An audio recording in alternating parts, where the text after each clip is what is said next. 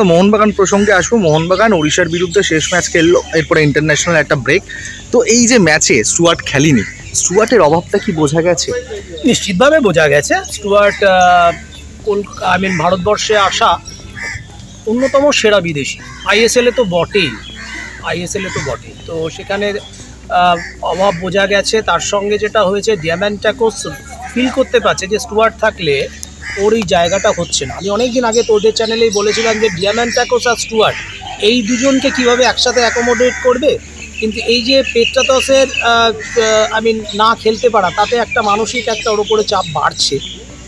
তবে আমি বলবো যে ম্যাচটা ইভেনলি পয়েজড ছিল। মোহনবাগানের যথেষ্ট ডমিনেশন ছিল, প্রচুর অ্যাটাক ছিল, সেট পিসগুলোকে ক্যাপিটালাইজ করা যায়নি। একটা থেকে গোল হয়েছে, বাকি হয়নি। বাট আমার মনে হয় না খুব খারাপ ম্যাচ খেলেছে মোহনবাগান। আর উড়িষ্যা যতই লিগ টেবিলে 8 নম্বরে থাকুক বা 9 নম্বরে থাকুক, নিচের দিকে থাকুক, উড়িষ্যা যথেষ্ট কোয়ালিটি টিম। তো ইন দ্যাট কেস আমার মনে হয় না এটা খুব একটা আনফেয়ার রেজাল্ট। উড়িষ্যার মাঠ এমনি, উড়িষ্যা নিজেদের হোম গ্রাউন্ডে যথেষ্ট স্ট্রং।